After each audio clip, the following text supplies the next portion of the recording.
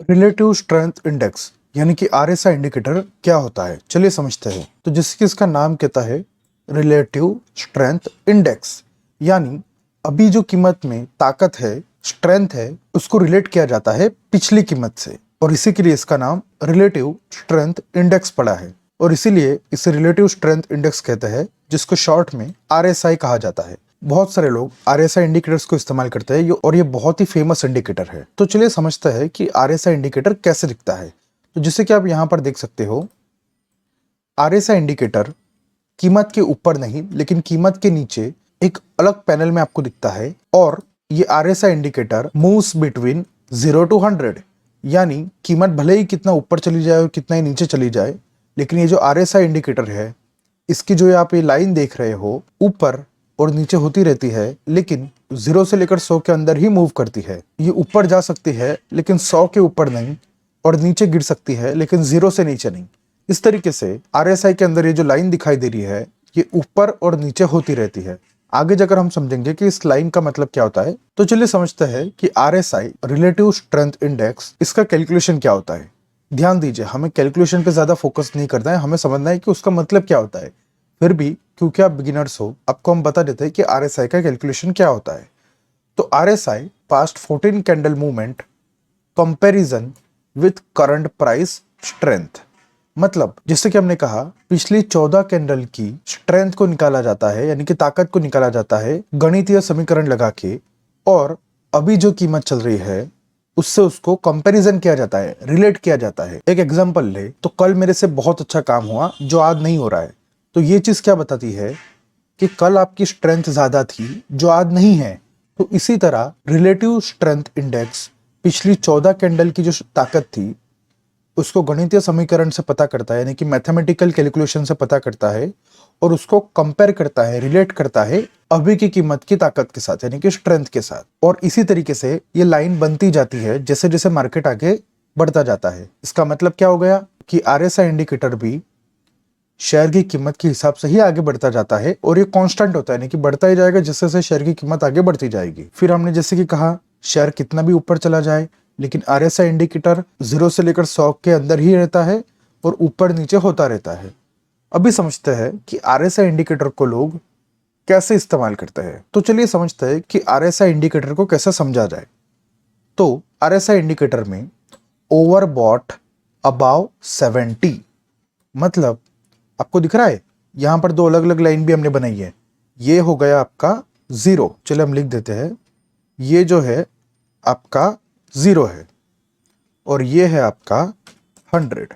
फिर ये जो कीमत है, अगर ये 70 यानी कि 70 के ऊपर जाती है, आरएसआई की ये लाइन अगर 70 से ऊपर जाती है, तो ऐसा माना जाता है कि शेयर में बहुत ही ज्यादा खरीदी हो गई है, यानी कि शेयर बहुत ही ज्यादा ऊपर हो गया है, यानी कि महंगा हो गया है और अभी हमें खरीदना नहीं चाहिए। अगर उसी तरह ओवरसोल्ड बिलो 30, यानी जैसे कि हमने आपको समझाया कि रिलेटिव स्ट्रेंथ इंडेक्स, यानी कि जो ऊपर नीचे हो रहा है, वो शेयर जैसे ऊपर नीचे होता है उसकी तरह ही होता है, लेकिन क्योंकि आरएसआई 100 या 0 से ऊपर या नीचे नहीं जा सकता, अगर ये आरएसआई की लाइन 30 से नीचे जाती है, दिख रहा है आपको, ये जो लाइन है ये 30 है, तो अगर कभी भी ये आरएसआई की लाइन 30 से नीचे जाती है, तो माना जाता है कि शेयर, यानी कि जो भी शेयर के ऊपर अपने आरएसआई का ये इंडिकेटर लगाया हुआ है, वो ओवरसोल्ड है, यानी कि बहुत बिकवाली हो चुकी है उस शेयर में, अभी आपको नहीं बेचना चाहिए क्योंकि अभी शेयर ऊपर जा सकता है। मतलब शेयर बहुत ही ज्यादा गिर गया है। ये तब कहा जाता है जब भी आरएसआई की ये लाइन 30 से नीचे जाती है, तो माना जाता है कि मार्केट बहुत ज्यादा ओवरसोल्ड है, मतलब बहुत ज्यादा बिकवाली हो गई है, अभी मार्केट में रिलीफ रैली, यानी कि अभी थोड़ा बहुत ऊपर जाना चाहिए। तो इसी तरीके से बहुत सारे लोग जब भी किसी शेयर में कि आरएसआई अभी 70 के ऊपर निकल गया है, तो उस शेयर में खरीदी नहीं करते हैं, क्योंकि ऐसा माना जाता है कि वो शेयर बहुत ही ज्यादा खरीदी हो गया है, यानी कि बहुत ही ज्यादा ऊपर चला गया है। और जब भी कोई शेयर 30 के नीचे जाता है, तो उसमें शॉर्ट पोजीशन नहीं बनाते हैं, क्योंकि माना जाता है कि ये शेयर बहुत ही ज्यादा ओवर सोल्ड हो गया है। तो इस तरीके से भी आरएसआई इस्तेमाल किया जाता है, लेकिन आरएसआई को इस्तेमाल करने का एक और तरीका है जिसको कहा जाता है आरएसआई डाइवर्जेंस। लेकिन उससे पहले चलिए चार्ट पर जाकर समझते हैं जो भी हमने ये ओवरबॉट और ओवरसोल्ड समझा वो आप आरएसआई इंडिकेटर लगा के किसी भी शेयर में कैसे पता कर सकते हो, वो हम आपको ट्रेडिंग व्यू के चार्ट पर जाकर बताएंगे और ये भी बताएंगे कि आप आरएसआई इंडिकेटर को ट्रेडिंग व्यू के चार्ट पर कैसे लगाया जाता है। चलिए शुरू करते हैं। चलिए अभी समझते हैं कि आरएसआई इंडिकेटर को कैसे आप चार्ट पर लगा सकते हो। तो आरएसआई इंडिकेटर को चार्ट पर प्लॉट करने के लिए आपको इंडिकेटर्स में जाना होता है, क्योंकि आप हर एक इंडिकेटर्स को यहाँ इंडिकेटर वाले टैब पर क्लिक करके ही चार्ट पर लगा सकते हो। तो चलिए वहां पर क्लिक करते हैं और आरएसआई का फुल फॉर्म भी लिख सकते हो या शॉर्ट फॉर्म भी लिख सकते हो। तो आरएसआई का फुल फॉर्म है रिलेटिव स्ट्रेंथ इंडेक्स, या फिर आप सिर्फ RSI लिखोगे तो जो सबसे पहला आएगा उसका आप नाम देख सकते हो, रिलेटिव स्ट्रेंथ इंडेक्स। तो इसको आपको चार्ट पर लगाना है और हम इसको स्टार कर देंगे जिससे ये हमारे फेवरेट वाली लिस्ट में आ जाएगा। तो चलिए इस पर क्लिक करके इसको चार्ट पर लगा लेते हैं। तो इस तरीके से तो जो हमने पहले सुपर ट्रेंड और मूविंग एवरेज दिखा वो कीमत के ऊपर आपको दिखाई देता था, लेकिन ये जो RSI है, ये जो कीमत की पैनल है उससे नीचे दिखाई देता है। क्यों? क्योंकि हमने कहा था कि RSI शेयर की कीमत की तरह ही ऊपर नीचे होता है, लेकिन शेयर की कीमत कितना भी ऊपर और कितना भी नीचे गिर सकती है, लेकिन जो RSI है उसकी कीमत 100 से लेकर 0 के बीच में ही होती है। तो उन दोनों को अलग अलग बताने के लिए अलग अलग पैनल होती है। तो आप देख सकते हो RSI की जो कीमत है वहां पर 100 से लेकर 0 तक आपको दिखाई दे रहा है और ऊपर की तरफ आप शेयर की कीमत देख सकते हो।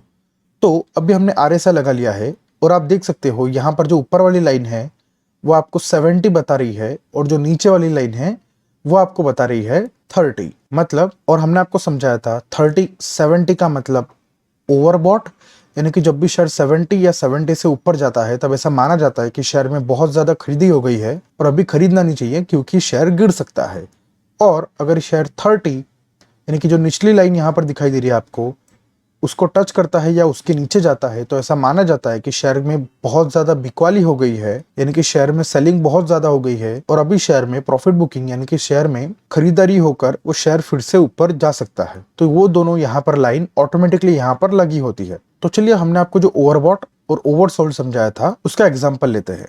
अभी यहाँ पर आप देख सकते हो, आप यहाँ पर देख सकते हो शेयर की कीमत, आप यहाँ पर देख सकते हो जो RSI है यानी कि रिलेटिव स्ट्रेंथ इंडेक्स है, उसकी जो लाइन है वो 70 रुपए से ऊपर गई। दिख रहा है आपको? आप साइड पर देखिए, ये जो लाइन है ये वाली, ये 70 रुपए की लाइन है ऊपर की तरफ, और जो निचली वाली लाइन है ये है 30 रुपए की। तो जो RSI है वो 70 के ऊपर गया और हमने आपको समझाया था 70 के ऊपर मतलब ओवरबॉट यानी कि ज्यादा खरीदारी हो गई है। तो आप देख सकते हो शेयर की कीमत तब बढ़ रही थी, ग्रीन कैंडल मतलब बढ़ रही थी, और आप देख सकते हो शेयर की कीमत बढ़ रही थी मतलब यहाँ पर, और आप यहाँ पर कीमत देख सकते हो तो शेयर की कीमत ऊपर जा रही थी, और यहाँ पर मतलब उसके सीधा यहाँ पर मतलब इस कैंडल पर अगर हम RSI देखें तो RSI बढ़ के 70 से ऊपर चला गया, जो हमें बताता है कि अभी शेयर की कीमत में ज्यादा खरीदारी हो गई है और अभी शेयर की कीमत गिर सकती है। तो आप देखोगे तो ये डेली टाइम फ्रेम है, मतलब एक कैंडल मतलब एक दिन शेयर में क्या हुआ, उस वहां से उस शेयर की कीमत में गिरावट हुई, और वो गिरावट अगर हमें मापना हो तो आप यहाँ से ये जो मेजर है उस पर क्लिक करके जहां से आपको मापना शुरू करना है वहां पर क्लिक करने का, और जहां पर आपको मापना बंद करना है वहां पर क्लिक करने का, तो आपको पता चल जाएगा कि ये जो गिरावट हुई ये 76 रुपए की गिरावट हुई, मतलब शेयर की कीमत में 3% की गिरावट हुई। अगर आपको इस मेजर से नहीं मापना है तो जो हमने आपको यहाँ पर जाकर प्राइस रेंज बताया था उससे भी आप कर ही सकते हो। एक क्लिक किया जहां से मापना है, दूसरा क्लिक किया जहां पर मापना बंद करना है, तो आप देख सकते हो कि कितनी गिरावट हुई RSI ओवरबॉट यानी कि 70 से ऊपर जाने के बाद। तो हमने ओवरबॉट का एग्जांपल तो समझ लिया। चलिए अभी एक और एग्जांपल लेते हैं। आप देखोगे तो यहाँ पर भी RSI 70 के ऊपर गया था। ये जो पहली ऊपर की लाइन होती है ये 70 है और 70 के ऊपर गया था RSI की कीमत, मतलब ये जो नीचे हमने इंडिकेटर लगाया है इसकी कीमत यहाँ पर देखो 70 है ना, जो लाइन है वो 70 है, उसके ऊपर गई थी। तो इसका मतलब यहाँ पर शेयर के अंदर बहुत ज्यादा खरीदी हो गई है। तो जब RSI की कीमत 70 के ऊपर गई थी तब उस टाइम पे ये कैंडल बनी हुई थी और हमें बता रहा था RSI कि शेयर की कीमत में बहुत ज्यादा खरीदारी हो गई है, अभी कुछ देर में शेयर की कीमत गिरना चाहिए क्योंकि बहुत ज्यादा लोगों ने खरीदी कर ली है। तो अब देखोगे तो उसके बाद चलिए मापते हैं प्राइस रेंज से कि उसके बाद शेयर में कितनी गिरावट हुई। तो उसके बाद शेयर में 83 रुपीस की गिरावट हुई, मतलब शेयर 3.5% गिर गया। तो हमने एक और एग्जांपल ले लिया ओवरबॉट, यानी कि जब शेयर की कीमत बहुत ही ज्यादा खरीदारी हो जाती है उसकी। अभी आप देख पाओगे यहाँ पर तो ये जो RSI है ये 70 से ऊपर जाकर और भी ऊपर तक चला गया था। मतलब अगर आप देखोगे तो ये जो टॉप लगा है RSI का ये लगा है 80 के ऊपर। देखो आप यहाँ पर कीमत देख सकते हो 81। ये जो RSI है ये 100 और 0 के बीच में रहता है, तो 70 से तो ऊपर गया ही, लेकिन 81 रुपए तक चला गया। तो मतलब ये शेयर में बहुत ज्यादा खरीदी हो गई है। समझ में आ रहा है? 70 के ऊपर जब भी RSI जाता है तब माना जाता है कि शेयर ओवरबॉट हो गया है। बॉट मतलब खरीद लिया गया है। बॉट जो शब्द है वो आता है खरीदी से, और खरीदी को बाय कहते हैं। और बाय कर लिया मतलब बाय जो शब्द है वो वर्तमान काल है और उसका भूतकाल होता है बॉट। तो इसका मतलब ओवरबॉट का मतलब क्या होगा? ये शेयर में बहुत ज्यादा खरीदी हो गई है, ऐसा माना जाता है 70 के ऊपर। लेकिन RSI तो इस बार 81 चला गया, तो इसका मतलब शेयर में बहुत ही ज्यादा खरीदी हो गई है। और ये जो शेयर है ये 81 हुआ यहाँ पर, और आप देख सकते हो उसी दिन ये शेयर ने टॉप बनाया। और उसके बाद क्योंकि शेयर में बहुत ज्यादा खरीदी हो गई थी, मतलब RSI ने तो हमको यहीं से, मतलब जब 70 से ऊपर गया तभी बता दिया था कि ये जो है कि यहाँ पर ही बता दिया था कि शेयर की कीमत बहुत ऊपर चली गई है, लेकिन फिर भी शेयर और ऊपर गया। ऐसा होता है जब शेयर में बहुत ही ज्यादा खरीदारी हो रही हो। लेकिन उसके बाद इस शेयर ने अच्छी खासी गिरावट भी हमें दी। इस तरीके से आप RSI में ओवरबॉट को देखकर आपको शेयर कब बेचना चाहिए, मतलब अगर आपने नीचे से खरीद के रखा है तो कब आपको उस शेयर को बेचकर मुनाफा लेकर सौदे को काट देना चाहिए, यानी कि ट्रेड बंद कर देना चाहिए। ये आप RSI की मदद से ढूंढ सकते हो। अभी हमने ओवरबॉट के तो एग्जांपल ले लिए, ओवरसोल्ड के देखते हैं। एक ओवरसोल्ड का एग्जांपल लेते हैं। ओवरसोल्ड मतलब शेयर में ज्यादा बिकवाली हो गई है और शेयर की कीमत ऊपर जानी चाहिए। ऐसा कहा जाता है जब RSI की कीमत 30 या 30 से नीचे चली जाती है। तो आप देखोगे यहां पर ये शेयर की RSI की कीमत 30 से नीचे जाकर 25 तक चली गई थी, और ये हुआ था यहां पर। और उसी के ऊपर, मतलब जहां पर RSI होता है उसी के ऊपर शेयर की कीमत होती है। आप देख पाओगे ये सीधी लाइन जो आ रही है, मतलब इस कैंडल पे हमने RSI ने बताया था कि शेयर में बिकवाली बहुत ज्यादा हो गई है, जो हमें दिख भी रहा है कि शेयर में बिकवाली हो रही थी, सेलिंग हो रही थी। और ये अभी बता रहा है कि बहुत ज्यादा सेलिंग हो गई है, यानी कि ओवरसोल्ड हो गया है शेयर, मतलब शेयर थोड़ा बहुत ऊपर जाना चाहिए, ये हमें एक चीज बताती है। तो आप देखोगे तो वो कैंडल के बाद शेयर थोड़ा बहुत ऊपर भी गया, मतलब ऑलमोस्ट 7% शेयर की कीमत में बढ़त हुई, मतलब शेयर की कीमत 7% ऊपर गई। उसी की तरह उसी के साइड में भी अगर हम देखेंगे तो फिर से यहाँ पर ये शेयर की कीमत ने 30 रुपए की लाइन को टच किया था, और उससे थोड़ा बहुत नीचे भी गई थी, जो आप अब देख पाओगे। देखो ये 30 रुपए के नीचे गई है ये RSI की कीमत। तो उसे कहा जाता है ओवर सोल्ड, यानी कि यहाँ पर भी बिकवाली ज्यादा हो गई थी। और ये जो ओवरसोल्ड का सिग्नल आया था वो RSI पे यहाँ पर आया था, और उसी के ऊपर कीमत में मतलब यहाँ पर आया। तो ये कैंडल पे RSI बता रहा था कि शेयर ओवरसोल्ड हो गया, यानी कि बहुत ज्यादा बिक्री हो गई है, अब शेयर ऊपर जाना चाहिए, मतलब मार्केट रिवर्स होना चाहिए। तो आप देखोगे तो वहां से ये शेयर रिवर्स हो गया, मतलब ऊपर जाना शुरू कर दिया। ये शेयर ऊपर तो गया, लेकिन पूरा डाउन ट्रेंड जो अभी तक चल रहा था उसको तोड़कर ये जो रिलायंस का शेयर है वो बहुत ही ज्यादा ऊपर चला गया, मतलब 32% ऊपर चला गया। तो ऐसा जरूरी नहीं है कि इतना ही ऊपर जाए, लेकिन RSI हमें बताता है कि कब शेयर में ज्यादा बिकवाली हो गई है और कब ज्यादा खरीदारी हो गई है। और जब भी ज्यादा बिकवाली या ज्यादा खरीदारी होती है तो उसके बाद शेयर थोड़ा बहुत ऑपोजिट डायरेक्शन में जाता है। मतलब अगर ज्यादा खरीदारी हो गई है तो शेयर में थोड़ी बहुत गिरावट आती है, और ज्यादा बिकवाली आ गई है तो शेयर में थोड़ी बहुत खरीदी आती है और शेयर ऊपर जाता है। तो इस तरीके से दूसरे टेक्निकल एनालिसिस को मिलाकर अगर आपको कोई टेक्निकल एनालिसिस बोल रहा है कि शेयर ऊपर जाना चाहिए, और उसी टाइम RSI बोल रहा है कि शेयर में बहुत ज्यादा बिकवाली हो गई है, अब खरीदारी होनी चाहिए, मतलब शेयर ऊपर जाना चाहिए, मतलब दोनों चीजें आपको एक ही चीज बता रही है। तो इस तरीके से आप RSI को इस्तेमाल करके मार्केट ऊपर जाना चाहिए या नीचे जाना चाहिए, ये ओवरबॉट या ओवरसोल्ड, मतलब 70 के ऊपर या 30 के नीचे पता लगा के शेयर कहाँ जाएगा ये पता कर सकते हो। तो आई होप आपको समझ में आया कि RSI इंडिकेटर को कैसे चार्ट पर लगाया जाता है और कैसे उसके अंदर हमें ओवरबॉट या ओवरसोल्ड होने पर क्या होता है। अभी हमने चार्ट पर जाकर समझ लिया है कि RSI में आप ओवरबॉट और ओवरसोल्ड पता करके कैसे आपको खरीदना चाहिए या बेचना चाहिए ये डिसीजन आप बना सकते हो। लेकिन RSI को एक और तरीके से इस्तेमाल किया जा सकता है जिसको कहा जाता है RSI डाइवर्जेंस। डाइवर्जेंस का मतलब क्या होता है? दो अलग अलग दिशाओं में जाना, जिसको कहा जाता है डाइवर्जेंस। तो चलिए समझते हैं कि RSI में डाइवर्जेंस कैसे पता कर सकते हैं।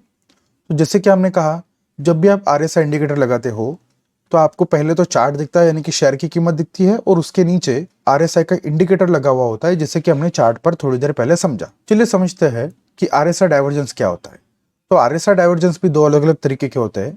एक होता है बुलिश डाइवर्जन, यानी अगर वो होता है तो शेयर ऊपर जाएगा, और दूसरा होता है बेयरिश डाइवर्जेंस, यानी कि बेयरिश डाइवर्जेंस बनने के बाद मार्केट नीचे जाएगा। तो चलिए सबसे पहले समझते हैं कि बुलिश डाइवर्जेंस क्या होता है। If direction of two lows of price opposites direction of two lows of RSI।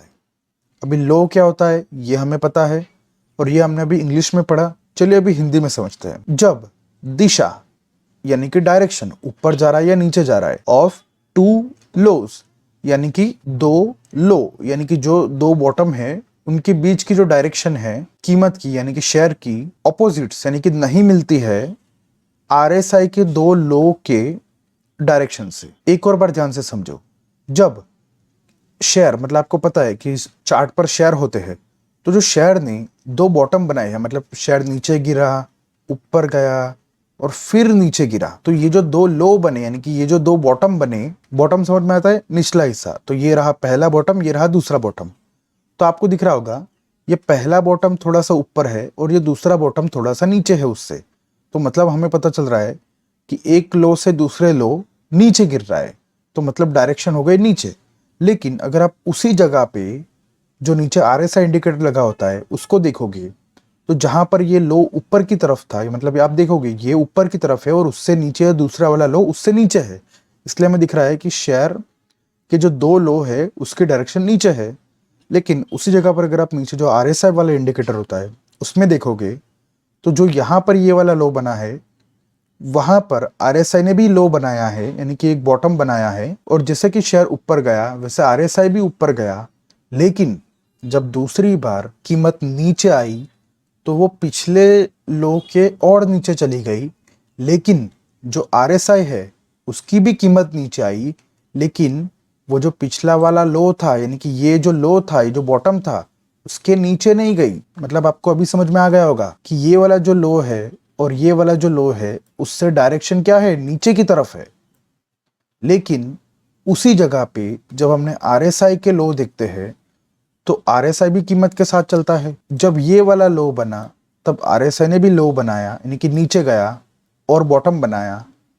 लेकिन जब शेयर की कीमत ने पिछला वाला लो तोड़ के उसके नीचे एक लो बनाया, तो हमें पता चल रहा है ये जो दो लो है, यानी कि ये जो दो बॉटम है वो नीचे की तरफ है। मतलब ये जो नया वाला है वो पिछले वाले से नीचे है, डाउन दिखाई दे रहा है आपको यहाँ पर।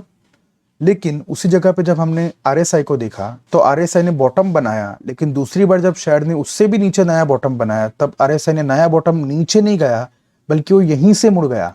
मतलब RSI के जो ये दो बॉटम है, एक ये वाला एक ये वाला, उसकी डायरेक्शन क्या है, ये वाला नीचे है वो वाला ऊपर जा रहा है। मतलब वो RSI में RSI के दो लो यानी कि दो बॉटम के बीच में अप ट्रेंड है, लेकिन यहाँ पर तो डाउन ट्रेंड है। तो अभी समझ में आया, direction of two lows of price, मतलब दो लो यानी कि दो बॉटम की डायरेक्शन इसकी नीचे है, opposites direction of two lows of RSI। मतलब जो उसी टाइम पे जो RSI के दो बॉटम हैं वो नीचे गिरने के बजाय ऊपर जा रहे हैं, मतलब ऑपोजिट हो रहा है, मतलब दोनों में अंतर है, दोनों में डिफरेंस है, तो उसे कहा जाता है बुलिश डाइवर्जेंस। और जैसे ही बुलिश डाइवर्जेंस बनता है, मतलब हमें पता चल गया कि ये लो कि इस लो से ये वाला लो नीचे गया, लेकिन RSI ने ये वाला लो नीचे बनाया, और जो दूसरा लो जब यहाँ पर ये नीचे चला गया है फिर भी ये वाली जो प्राइस नीचे आ रही है उसने इसके नीचे नहीं गया।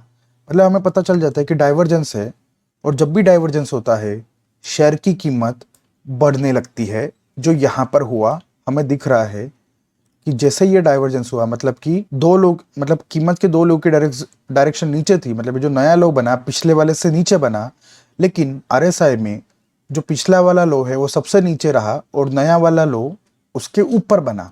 मतलब समझ में आ रहा है, शेयर के लो की डायरेक्शन नीचे है और RSI के लो की डायरेक्शन ऊपर है, मतलब ऑपोजिट हुआ, तब आपको पता चल जाएगा कि यहां से शेयर ऊपर जाना चाहिए, और आपने देखा भी कि उसके बाद शेयर की कीमत ऊपर गई। बुलिश डाइवर्जेंस हमेशा आपको लो पे मिलेगा, यानी कि बॉटम पे मिलेगा। तो इसी तरह मान लो अगर कीमत ऐसे होती, मतलब एक लो बनाया और दूसरा लो ऊपर बना, अगर कीमत ऐसे होती तो हम कह सकते हैं कि ये लो यहाँ पर है और दूसरा लो ऊपर है, मतलब शेयर की कीमत में, शेयर की कीमत के जो लो है उसमें अप ट्रेंड चल रहा है। लेकिन उसी टाइम पे अगर आरएसआई में नीचे गया होता आरएसआई और ऊपर आया होता, लेकिन दूसरा लो और भी नीचे बनाया होता फिर ऊपर गया होता, तो आपको यहाँ पे दिख रहा होगा, यहाँ पे जो लो है वो यहाँ पर भी है, लेकिन शेयर की कीमत ने दूसरा लो पिछले लो से ऊपर बनाया, दिख रहा है आपको, ऊपर बनाया, लेकिन आरएसआई ने पिछले वाले लो से भी नीचे चला गया, ये वाला लो।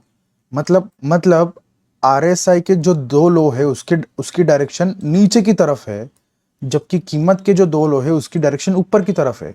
मतलब दोनों की जो दिशा है वो ऑपोजिट हो गई, विरुद्ध हो गई।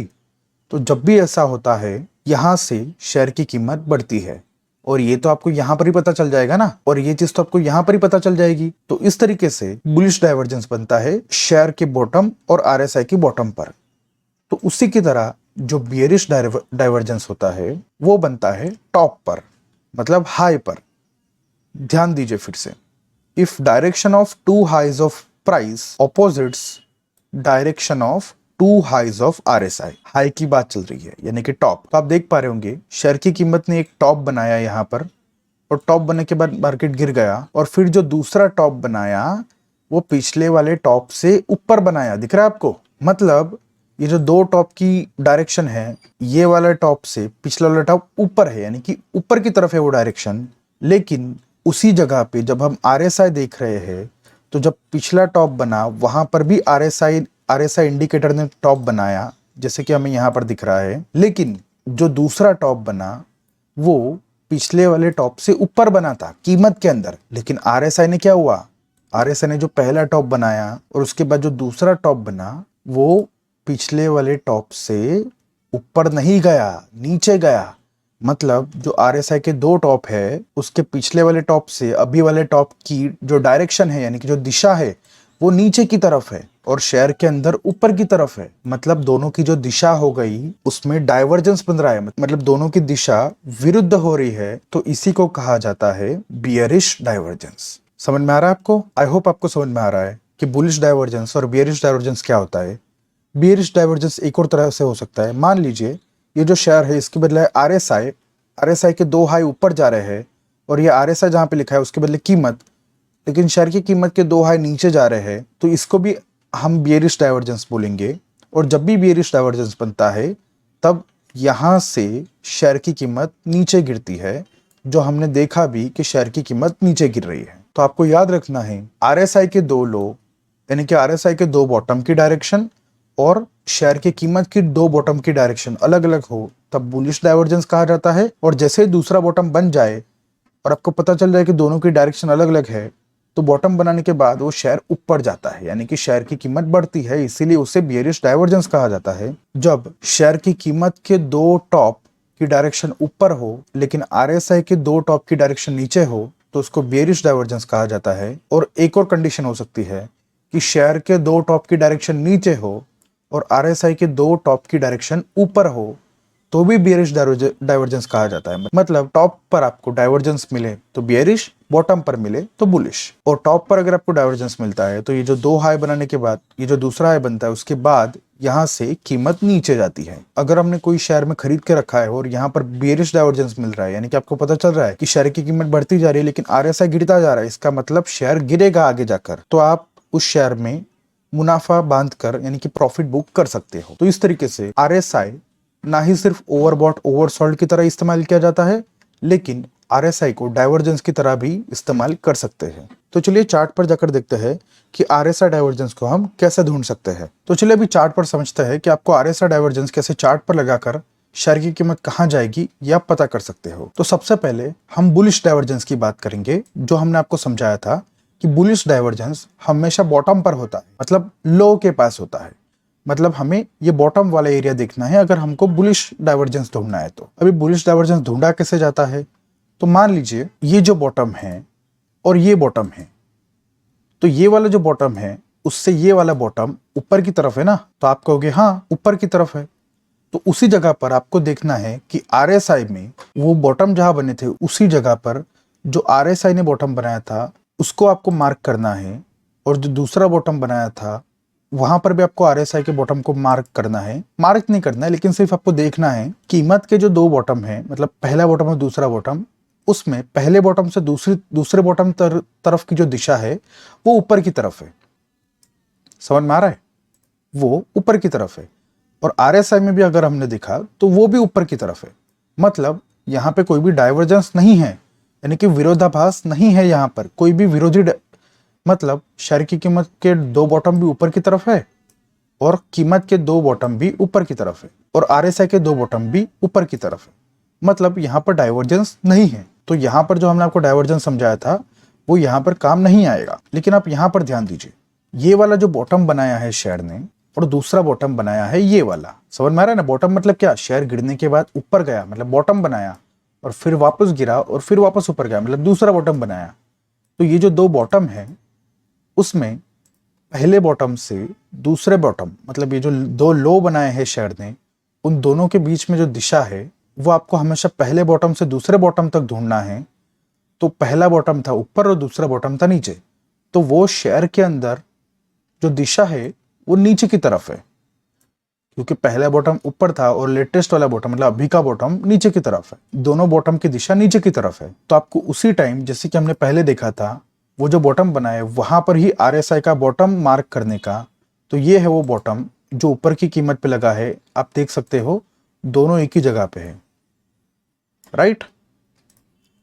दोनों एक ही जगह पे आप देख सकते हो।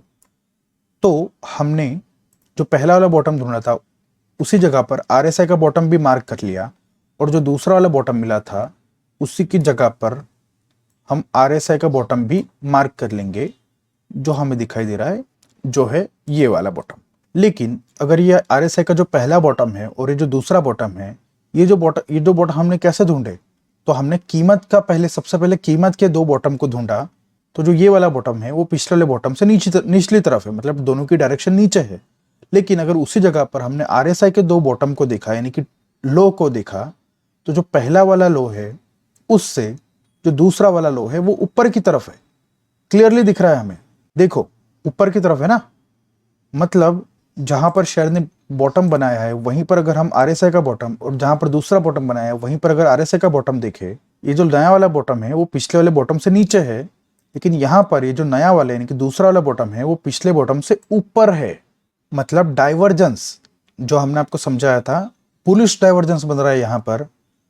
तो जब भी बुलिश डाइवर्जेंस बनता है और उसके बाद शेयर की प्राइस थोड़ा ऊपर जाने की शुरुआत करती है, तो तब हम वहां पर शेयर की कीमत को खरीद सकते हैं, क्योंकि डाइवर्जेंस बना है मतलब शेयर की कीमत ऊपर जाएगी। तो आप देख सकते हो क्या हुआ, जैसे ही ये डाइवर्जेंस बना, शेयर के दो बॉटम हमने ढूंढे और जो दूसरा बॉटम था उससे पहले बॉटम की जो दिशा है वो निचली तरफ है, लेकिन उसी जगह पर हमने आरएसआई के दो बॉटम देखे।